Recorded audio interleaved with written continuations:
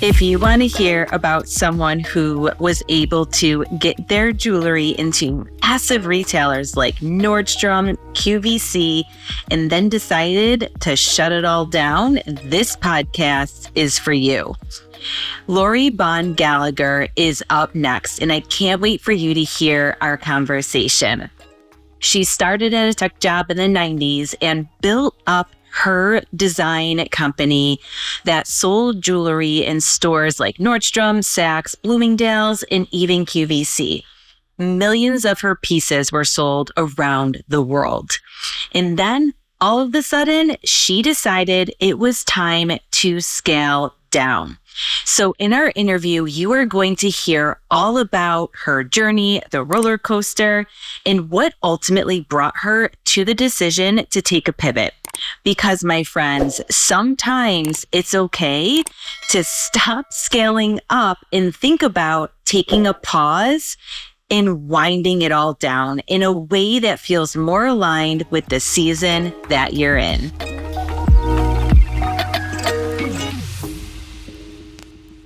Okay, powerhouses, I have fun guests for today, a little bit different, mixing it up, Lori. So I think you're the first jewelry designer we've had on the show so far.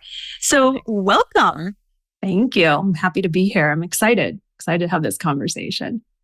Yeah. And, for everyone listening, it's been quite a while since our initial chat. So, and we were just catching up on how life happens, time evaporates, but it's so important to always circle back on the things that you wanted to do for you, right?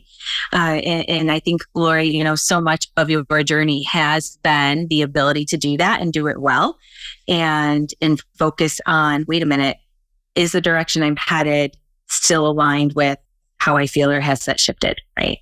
And so I would love for you to share and just give the listeners your version of how you got to where you are now and a little bit of your story and background.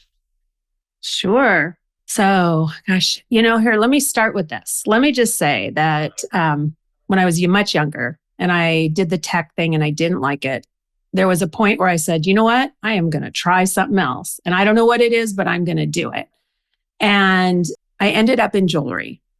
And when I started my brand all those years ago, really all I wanted to do was pay my rent and travel the world and not have a real job. Actually, to be able to say something that I did that was cool at like parties. And that was the vision. And I got really, when you are doing something that flows, you just like things start happening, right? So my first client turned out to be Nordstrom, like by pure, like I have the traditional story of like, oh, well, I don't know any better, so I'm just going to do it. So I walked into Nordstrom and I'm like, hey, who's the buyer? And then they said, well, we can have a trunk show. And I'm like, that's a trunk show. Okay, sure. Like I have that traditional story, and it was definitely like, if you want to believe in karma or like flow or whatever the word is you want to have, those early days was like, yeah, everything just sort of fell into place. And next thing you know, I'm in Poland, I'm doing amber. And then I meet someone who's in Bali and she's like, hey, I have a factory in Bali. Do you want to work there? And I'm like, yes, Bali sounds amazing.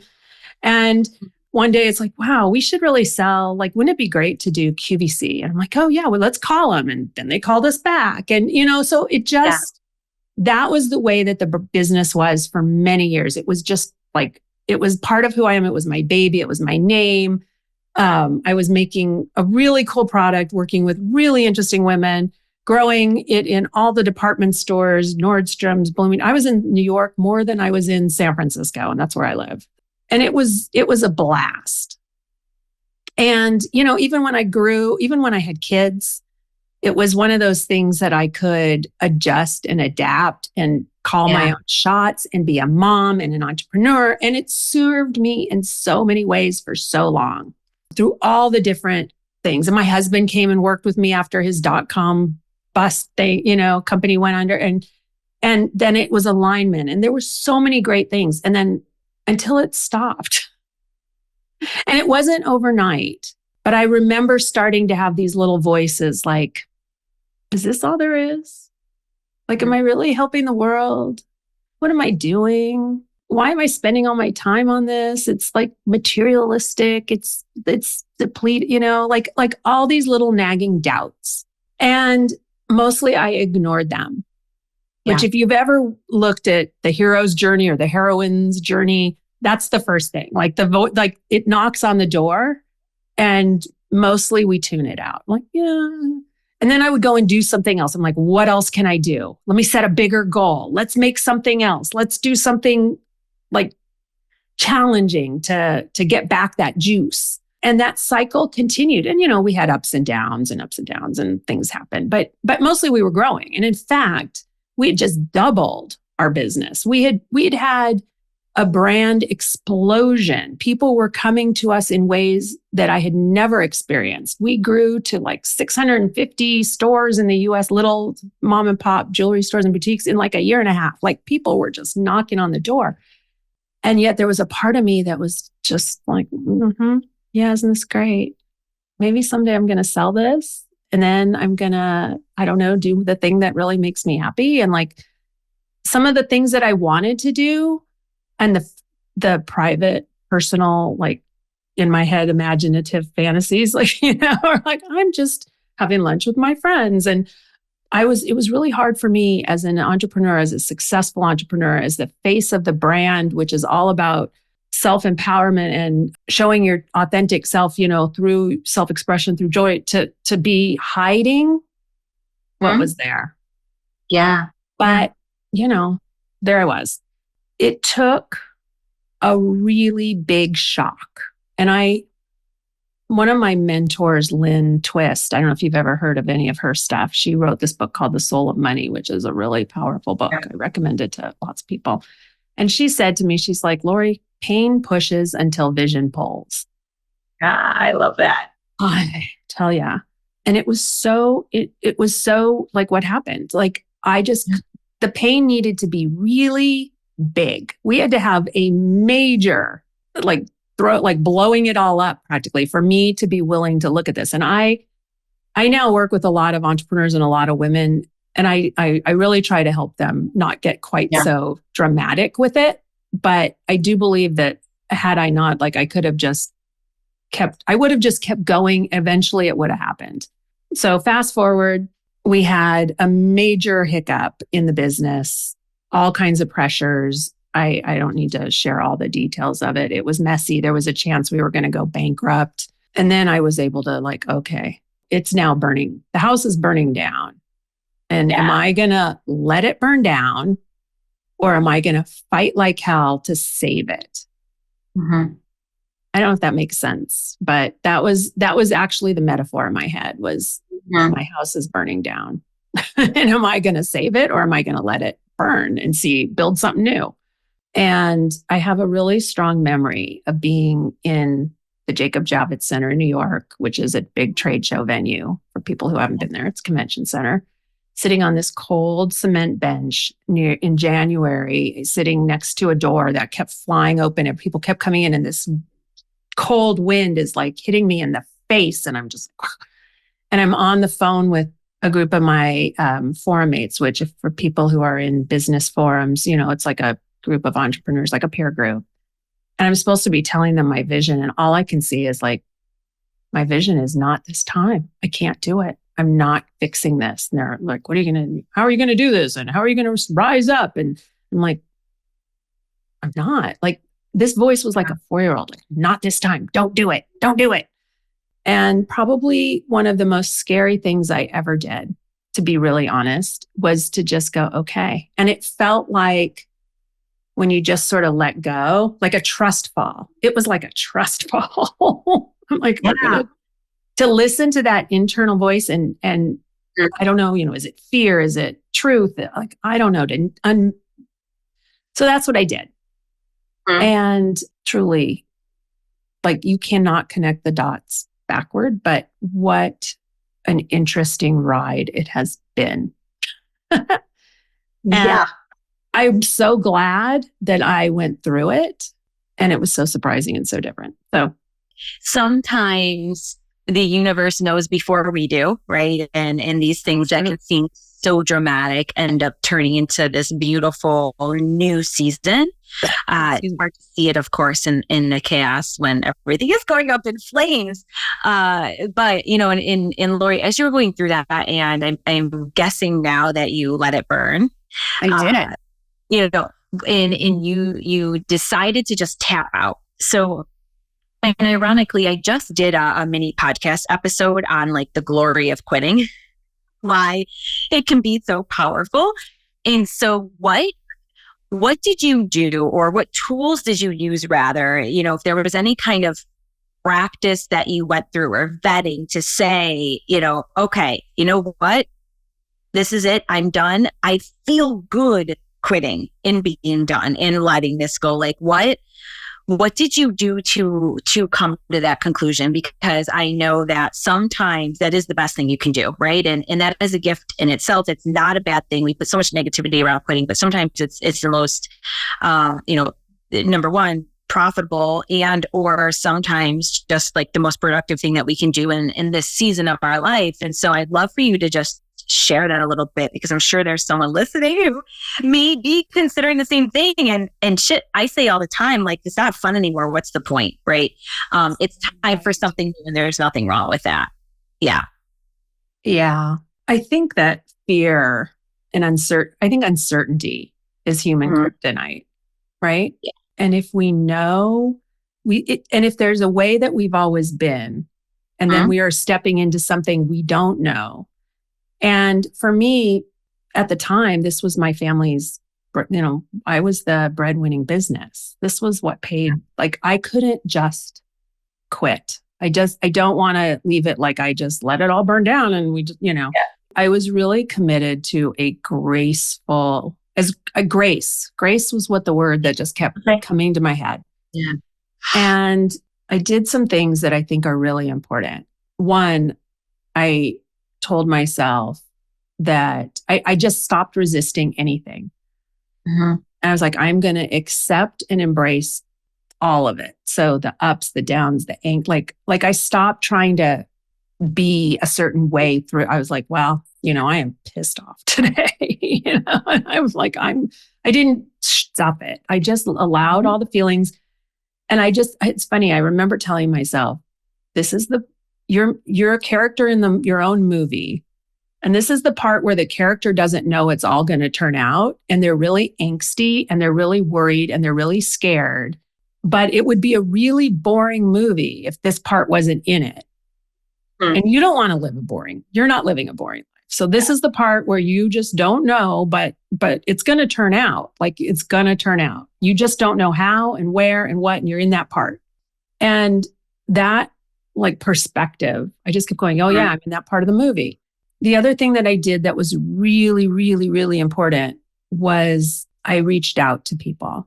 And I had a friend, a couple of friends, actually. We called ourselves, we formed something we called the Lunch Bunch. And we were all going through different phases of it. And we were at different stages of the same thing. But one woman had during the financial crisis, it had to go bankrupt with a much bigger business that she was in with her husband. And it had been their whole thing, and was exactly kind of the same position I was in. And she was on the other side. And here was this woman who'd been working crazy hours, had been driving this business. She's like, we started from nothing. We took all the things that were awful and we just stopped doing them. You know, and for her, it was inventory because she had furniture, and, you know, we got rid of our warehouse and we got rid of all the things we had to do. And now we work with these manufacturers, and I design, and we have them hold it and they market it, and we're in the middle. I make more money than I ever did. I am windsurfing and kite surfing every day.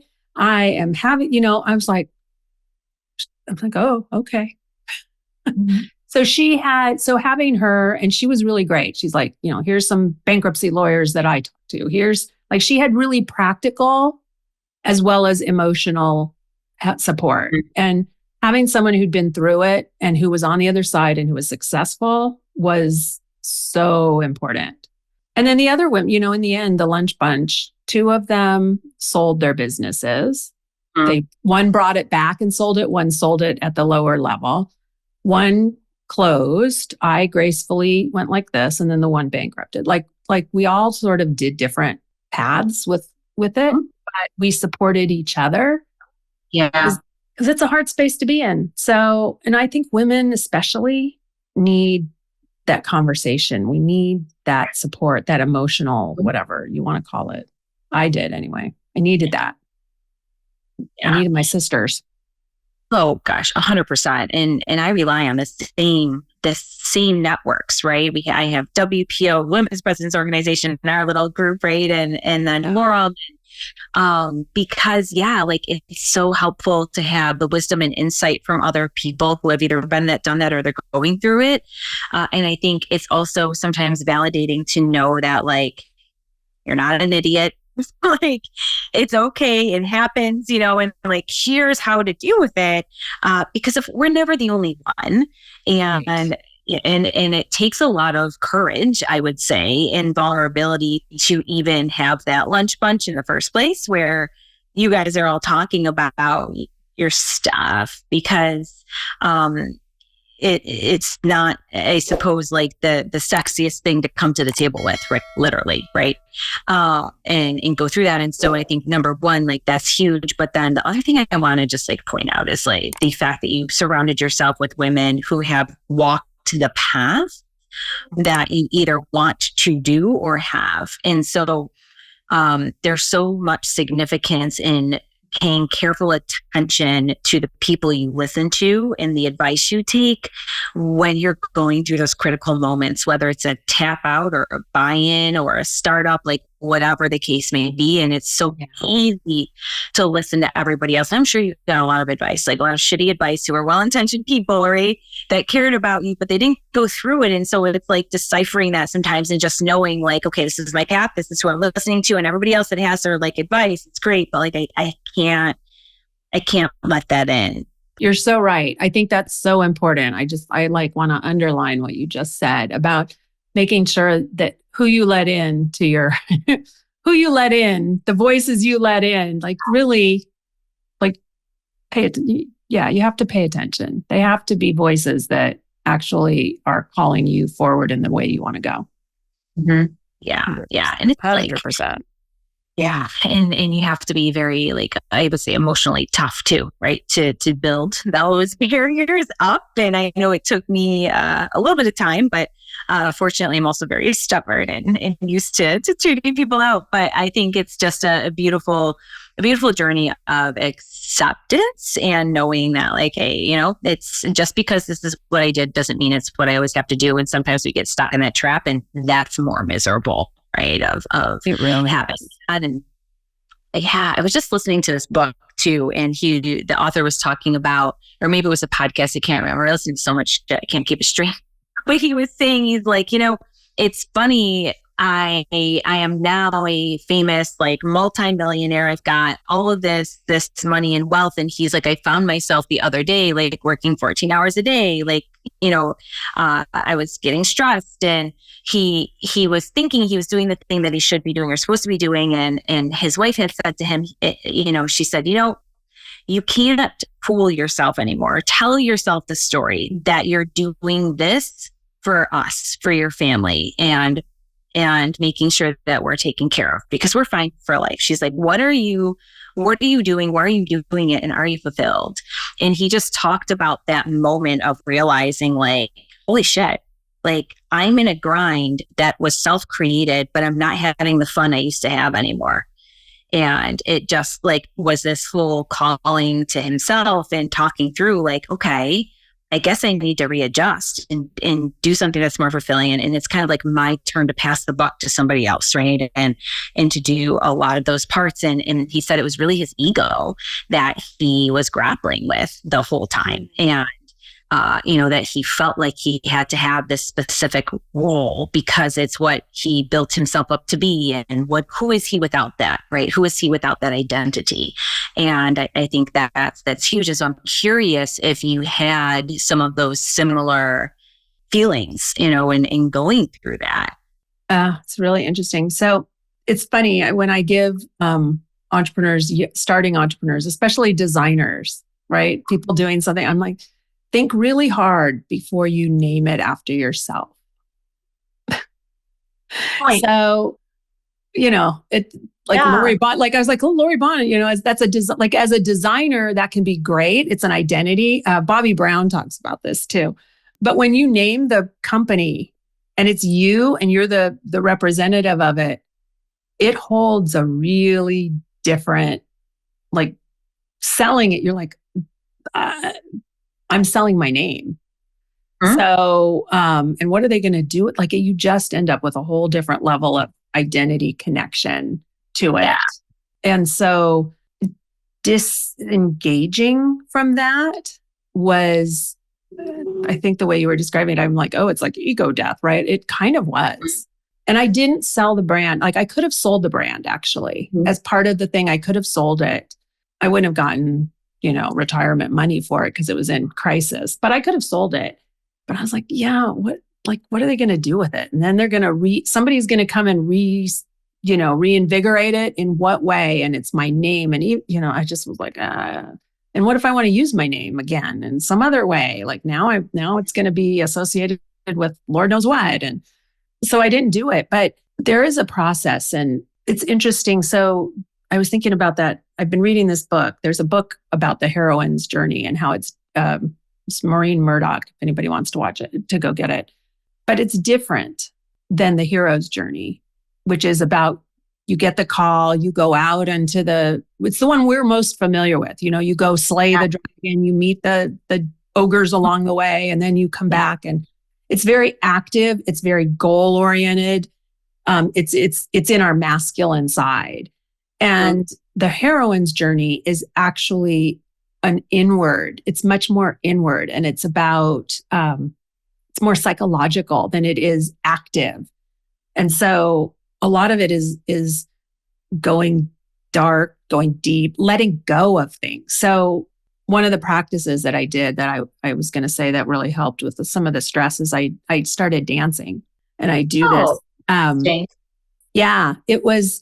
I read it in somebody's blog or something, and they're like, "Oh, that's how I deal. I go to this thing on Sunday mornings in Sausalito, and turns out it's a form of dancing. It's mindful movement, conscious dancing. It's not like jazzercise where there's steps to follow. There's no choreography. You are just moving your body to music, however it needs to move.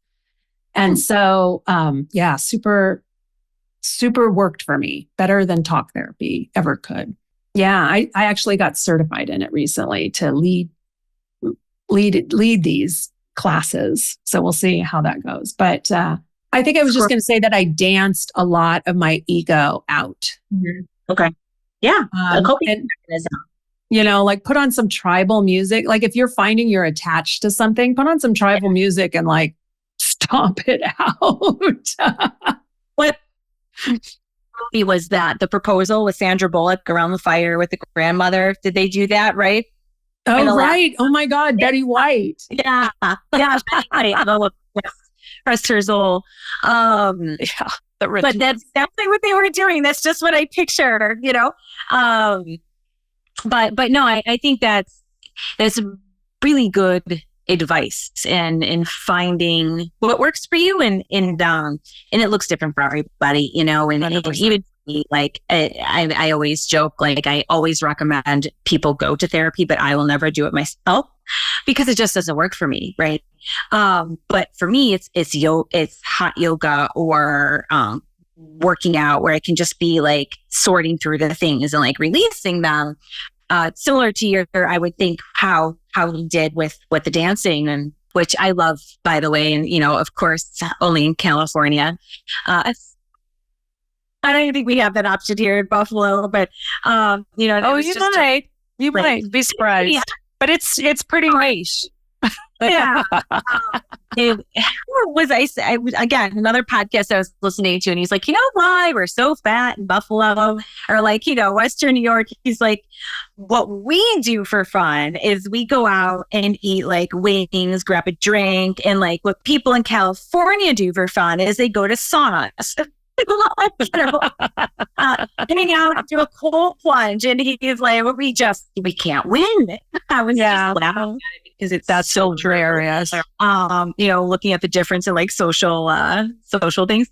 But in any event, I digress. So So now, shifting gears a little bit here and kind of coming out of that, maybe what felt a little bit like a cave, I would imagine, and into what your soul wants, which is now helping others, right? And through your coaching and programs. How did you do that? And did you face a level of imposter syndrome when you were coming out of that shift and now saying like, wait a minute, I can actually help other people? Well, when was the last time you were a true beginner at something? Like brand new, had never done it before. Do you have a recent experience of being a true beginner at something? I think for me, it's been like the last few months of like really learning how to use AI. Yeah. So it's awkward. God, it's so messy. It's so uncomfortable, especially for achievers. Yeah. Yes. Like, why can't I figure this out? It should be so easy, right? Yeah. And like, wait, I don't understand. I don't know what this is. Yeah. So there's a lot of that. When I started the teacher training for this program, the Open Floor, which I am now certified in to lead people through these movement experiences, that's how I felt. I'd never been a teacher of anything. I have been, I've been a brand ambassador. I've done trunk shows. I've been in front of audiences, but I've never, and these experiences aren't like teacher lecturing. It's you create an environment, you create a soundscape, you give cues, you create a space for people to go do their own explorations in. Yeah. And I had never done anything like that before.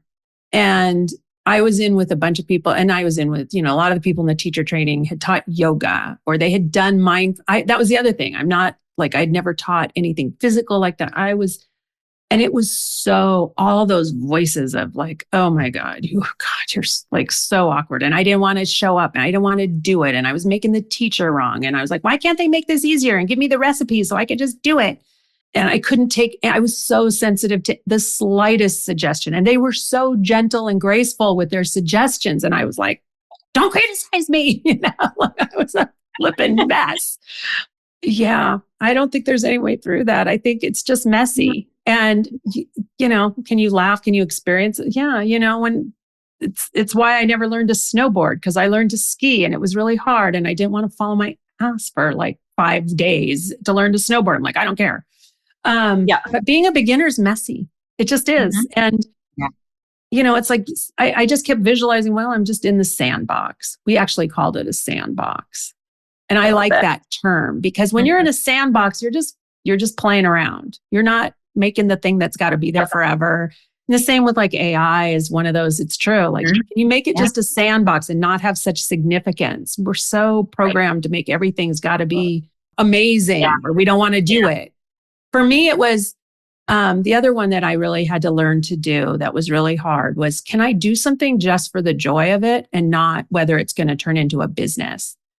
As an entrepreneur in entrepreneur world with lots of other business, everything was like, well, what's the business opportunity in that? Like, you're going to go take a ceramics class. Well, are you going to start making ceramics? Like everything had to have this business component. And could you just do it for the joy of it? That give myself time, permission to just do that. That was so hard to want to.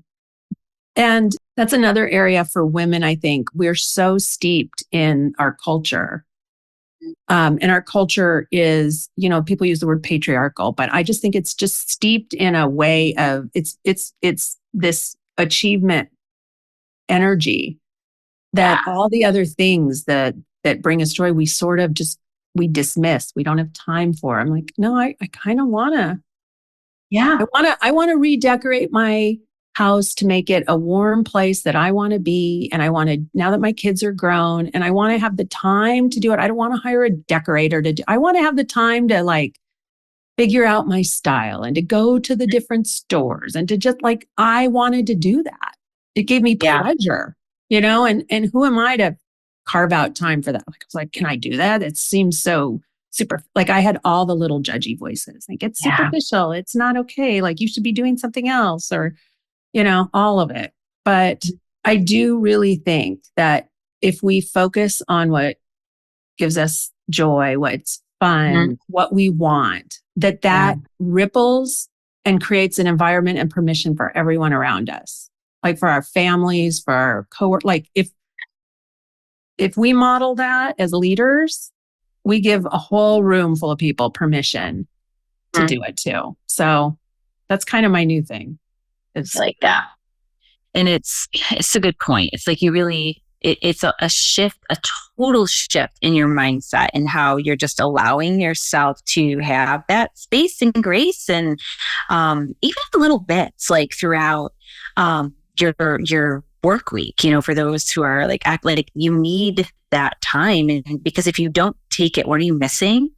If you're always in the grind. And so thank you for saying that. I think that's super, super important, especially to your point for women for all those reasons. And we just feel like we always have to be, at least the majority of women who are in that probably like type A ambition, like I always need to be productive doing something, like we're in that space of like, well, if I'm not achieving, I'm not doing something, and am I failing? And like, I don't have time to do that. And like, can I take a break? And what's going to happen to me? Or what are people going to think? And all of this like talk that is just a bunch of garbage, right? Yeah, right. Yeah, it's just like this busyness that we just don't need. And like, just let it go, like how freeing. And so, are you going to say something? I was just going to say, but you know what? You got to give yourself grace because it's so uncomfortable. We are in such a culture where we wear badges of busyness, like medals on our chest, like we are doing so much and it's a sign of strength and I'm superwoman. I mean, I'm totally that person too. Yeah. And to just sit and do nothing is like I can be uncomfortable just thinking about it. Like now I'm really used to it. And the idea of actually not being that, it's kind of like when you ride a bike and you start getting, I'm like, no, I gotta just chill out here. Now I don't have any I've actually gone the opposite. I don't have tolerance for the stress and the struggle. If I start feeling it, I'm like, I'm going to move. Like, I'm going to let it go. I'm going to feel it. I'm not, but I'm like, I don't hold it, but that didn't come like anything. Like the first times you tried, like that's hard. And so it takes a while. It takes a lot of while and you can't, and it's not linear. You can't just set a goal and say, in 1 month, I will have a new habit and I will be at ease with ease. That's not how it works. I don't think that's how it works. Like it takes as long as it takes. And how do you become okay with that? And, that's not comfortable either when it doesn't take the amount of time you wanted it to. A lot of growth. It's a lot of growth. And just being okay with being fine. And it's funny you say that actually, because I was walking with a girlfriend yesterday and we were talking about just like, we're finally at this place where we're okay not doing something. So to put that in context or conversation, she was saying, she's like, I was with a few of my coworkers and we went to dinner after work, and she said, and they all went out after. And the next day they were talking about the fun they had and what they did. And she chose not to go out after, and she went home and she's like, I just didn't want to. I didn't give them an excuse or a reason. She's like, I finally felt good just saying like, and now of course she's in her 40s and she's like, I don't know why the fuck it took this long. But she's like, I just didn't want to go. I wanted to go home, have a cup of tea, get ready for my next day. She's also taking, another college course right now. She's like, I just wanted to do that. And she's like, I just was so proud of myself for saying that I didn't want to participate without feeling guilty or without FOMO or, all those other things. And she's like, and what was even better about it is when they were all talking about it the next day, she's like, I also though didn't feel like, oh, I missed out or I was left out or whatever, she's like, I just am so loving this season of my life where I'm really saying yes to the things that I want to and saying no, not necessarily because like, I'm trying to create boundaries. She's like, I just want to do less and focus on the things that are meaningful. for me right now. And I was relating to that, and just, we were talking about these seasons and how we're outgrowing some of our relationships because we just don't need to feel that like attention or being part of something just because everybody else is doing it. But it's like, if it's not aligned, it's not aligned, and that's okay. And it just took so long, I think, to at least for us, right, to be at peace with that without those like ancillary feelings. And sometimes you do kind of, depending on, and social media extrapolates it, right? You see some stuff and you're like, oh my God, why was, true. And feel a certain way about yourself. But then when you reconcile it, you're like, okay, you know what? I am okay with like me and where I am. And the only person that needs to be okay with me and where I am is me. Right. Nobody else. And so I did that little like rant for a second. I don't know. Like, I couldn't agree with you more, and I think it is so important. And for other women, especially if you're listening to this, to like take that second and really think about like, what is all this busyness, and is it still necessary? Like, there may have been a point or a season where it was, and maybe it's not. And so, as we wrap up here, what is, if there was one thing, and in your journey that you've had from being in tech and then growing this jewelry company and being at a point where you were at the height and everybody was asking for your stuff, and you're all these retailers, and then the decline, and now you're helping other women and doing coaching and your movement classes and getting into like, could not be really more opposite than where you started. Imagine your Lori self back then saying you do this now. Like, it probably wouldn't be it. What is one like little nugget or piece of advice that you would like to leave everyone listening with? So I didn't think about that in advance of our conversation, yes, which is great. please. So we're just going to let that. Putting you on the spot here. No, you know what? But that's the piece of advice actually, is I really don't think you have to have it all figured out. I really don't. I really, really don't. And in fact, I don't know. I sing the song to myself all the time. Row, row, row your boat gently down the stream. Yeah. I say that as a mantra. Like, you don't have to, there's a Mary Oliver quote, you don't have to crawl on broken glass. Like, just allow your soft body to want what it wants, like, it's okay. There's nothing you need. There's nothing, you can't screw this up. We all are going to get through life in one way or another. You can't screw it up. So. I love it. Not. See, you didn't need to think about it. Probably couldn't have said it better. So, thank you so much. I appreciate your time, Lori. So great. Yes. So great. It's really nice to talk to you and to everybody. Thank you. Yeah, it was a pleasure. I love hearing these stories, and I hope that all of you powerhouses do as well. We will put all of Lori's information, her website, how to connect with her in the show notes. And until next time, my powerhouses, continue to be courageous.